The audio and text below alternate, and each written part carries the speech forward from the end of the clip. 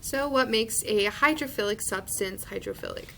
So let's go over a water molecule so we can get a better understanding of how water in general interacts with itself and other molecules. So you have your oxygen atom, and that's going to be slightly negatively charged and held together by polar covalent bonds. You also have your hydrogen atoms, and these are both slightly positively charged. So because these are held together by polar covalent bonds, this makes water extremely cohesive, which means sticky.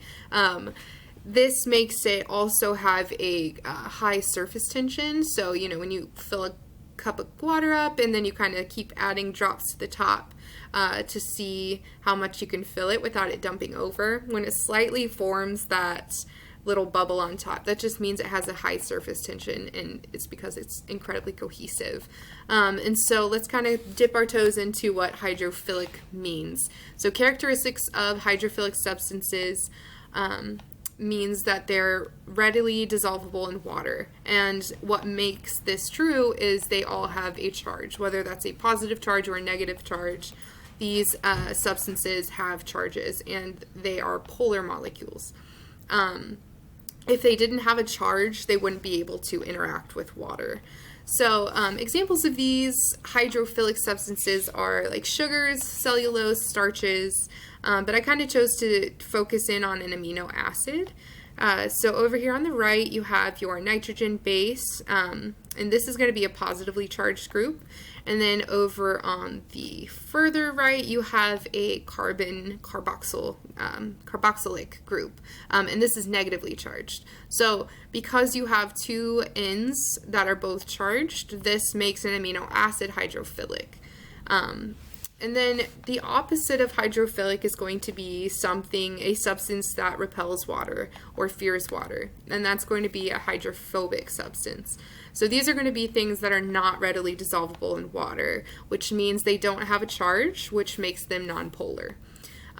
If they didn't have a charge, there's not a way that they can interact with water. So these are going to be things such as fats, oils, and alkanes like methane and propane. So to kind of focus in on determining the difference between hydrophilic and hydrophobic and kind of understanding their functions, I wanted to focus in on a nucleic acid. So DNA in particular, it is made up of a nitrogenous base. It has a 5-carbon sugar group as well as a phosphate group. So on the outside, you have the sugar phosphate backbone is what they call it. And then on the inside, you have your nitrogenous bases that pair up to kind of provide the structure of the DNA, the inner parts of the DNA. So these nitrogenous bases are hydrophobic, which means they repel water.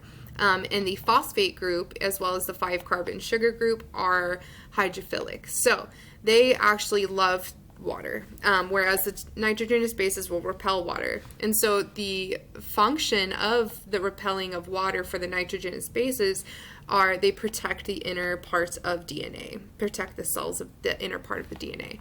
Whereas the sugar phosphate backbone helps bring in water, which helps form hydrogen bonds, which helps further the DNA growth. So that's a really great example of the difference between the two, as well as understanding the function that they both have. So, if you were to throw some amino acids into a beaker of water, they would be hydrophilic, so they would dissolve in water and scatter. But if you were to take fats, for example, like olive oil, and dump that into some water, it would just clump up and it wouldn't be able to dissolve in that water. So if amino acids were hydrophobic, they would just kind of be dumped into a beaker of water and clumped up as well. So I hope that kind of clears up the understanding of what hydrophilic is by kind of determining the difference between what could be hydrophilic and what could be hydrophobic.